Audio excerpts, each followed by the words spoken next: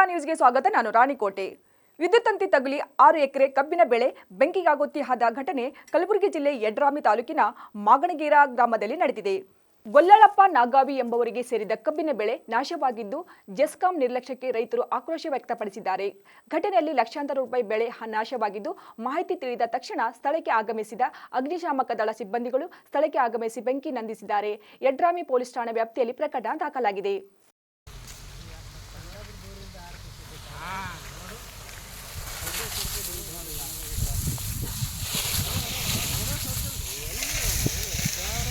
ಹಂಗೆ ಸುತ್ತ ಪೈಪ್ ಹಾಕೋದನ್ನು ನಮ್ಮನೆ ಹೊತ್ತು ಪೆಟ್ರೋಲ್ ಡ್ರಮ್ ಯಾಕೆ ಹೇಳಿದ್ದೆ ನನಗೆ ಇವರು ಇದ್ರ ಮೇಲೆ ಹೊಡೆದಿಲ್ಲ ಸೀಸನ್ ಬ್ಯಾಕ್ ಪಾಸ್ ಹೊಡೆದಿಲ್ಲ ಇವ್ರು ಗಾಡಿ ಎಲ್ಲಿ ಹೊಡೆದ ಏನು ನೋಡಿಗ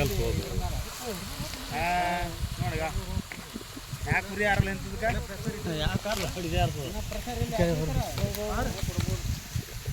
ಅಲ್ಲಿ ಮೋಟ್ರ್ ಗಂಟೆ ನೋಡಿ ಕಾಲಿಗ ಕರೆದ್ರು ತಾನೇ ಅರ್ಥ ಎಲ್ಲಿ ಜಳ ಬಿಡ್ತದೆ ಅಂತ ಮೈಸೂರು ನೋಡ್ಕಾಲಿ ಆ ಕಡೆ ಜಮಾದಾರ ಪಟ್ಟಿಗೆ ಹೋತಾ ಪೈಪ್ ಹಾಕೋತಾದ್ರೆ ಜಮಾದಾರ ಪೆಟ್ಟಿ